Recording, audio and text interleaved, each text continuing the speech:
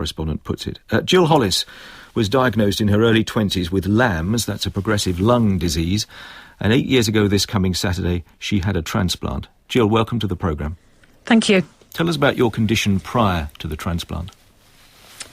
Well, LAM affects different people in different ways and at different rates, but in my case I went within a decade from being very fit, very healthy, to facing the fact that my only chance of survival was a lung transplant. By then, I was on oxygen 24 hours a day, and every breath was a struggle. I was slowly suffocating, really, and that was just terrifying. But as you say, 8 years ago, I was one of the lucky ones. I received a single lung transplant at the Freeman in Newcastle. And what was the process leading up to the actual transplant itself? How long did you have to wait? Were there false alarms when you thought an operation might happen and then for whatever reason it didn't? When I went on the waiting list, I was fairly ill at that stage, but from then on I was deteriorating very quickly. And the physical symptoms were hard, but probably the psychological symptoms were even worse, as I realised the impact of my situation was sort of dawning upon not just me, but my whole family. There's something like a 50% chance of dying while you're on the lung waiting list, and that does gnaw away at you.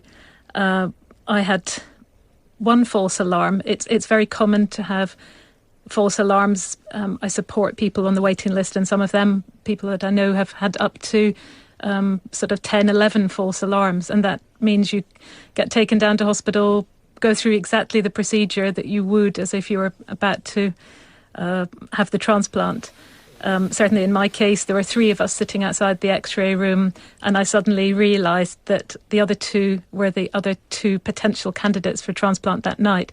And this was not some reality TV show. This wasn't a game show, but it was quite surreal. We were waiting and finding out which one was going to get our life saved that night. So that the stresses, the emotional stress of that, on top of the obvious physical problem, is quite hard, not just for the patient, but for the whole family around them. Do you know what happened to the other 2 people? I do. That had a very nice, happy ending, because that night it was a young girl who got a double lung transplant, and I was in hospital locally about 3 months later, and the same girl sort of bounced into the ward to show off her new lungs and her new health. So that actually gave me a lot of hope and inspiration. And 8 years ago, so now how are you? I'm extremely well. I mean, that was 8 years ago. It's a great celebration for me. It's more important than my birthday. Of course, I'll never forget that also is a very sad anniversary for another family. But I hope I'm living the kind of life that they would have liked for someone that they helped the organs become. I mean, I've done some extraordinary things since my transplant. In the autumn, I was sea kayaking for a week off the west coast of Scotland. But it's actually, these aren't the important things. The really important things is that I'm able to have a normal life again. But you also know what's so important to some people in this debate, and you heard Carol talking just before we went to the phone-in room, and Carol had a very strong point of view. She just finds this whole concept, I think her word was repulsive, forgive me if I'm misquoting her, but you heard her strong feelings on this subject, irrespective of the kinds of situations that you and others face. She just cannot contemplate it.